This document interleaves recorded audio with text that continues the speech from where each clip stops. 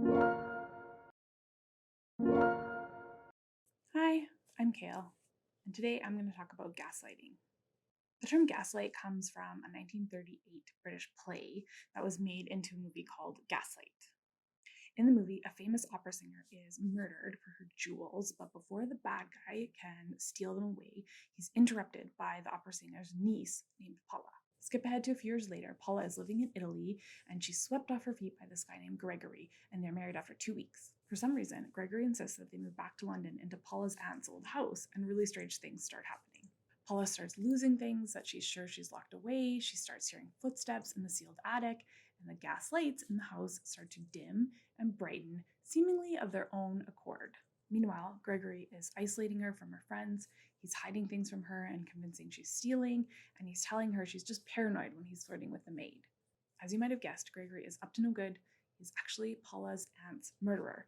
So he's playing the long game here. His plan is to get her committed so that he can have power attorney and finally get his hands on all those jewels.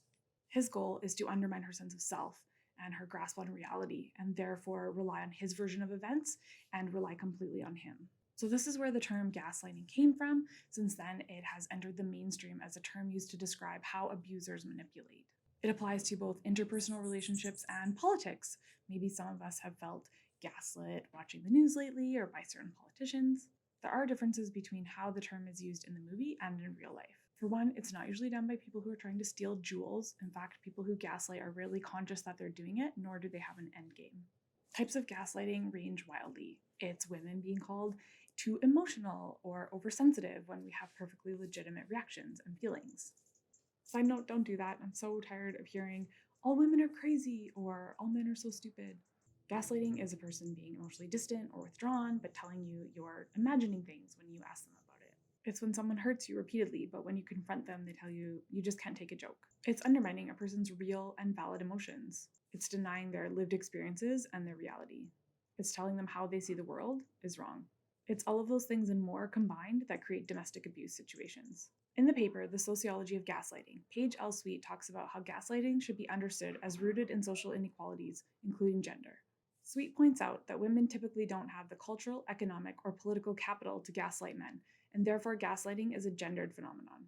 She states, in fact, whether or not it is exercised by a male bodied person against a female bodied person, gaslighting tactics construct victims in terms of feminized irrationality. Gaslighting usually takes place in intimate relationships with a heavy power imbalance, which is why it's common in domestic violence. Gaslighting is extremely common and can be difficult to detect. It usually happens slowly, and like I said, it's usually not as insidious as it was in the movie. Gaslighters rarely do it on purpose. If you're experiencing gaslighting, know that it's not your fault, and I encourage you to find someone safe to talk to. I've posted links down below with resources for domestic violence and information about warning signs. And thanks for watching. Bye.